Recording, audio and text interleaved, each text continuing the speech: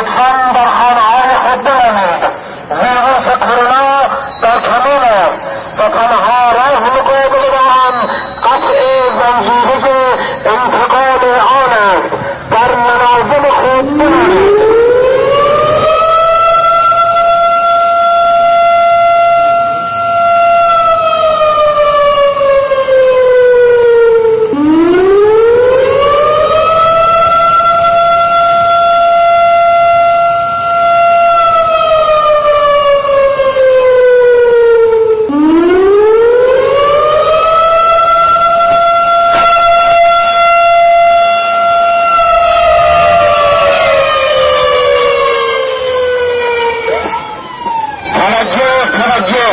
مردم قوم شهرستان شما رو خداوند آژیر قرمز ویروس کرونا در شهرستان شما رو به خدا برآورد.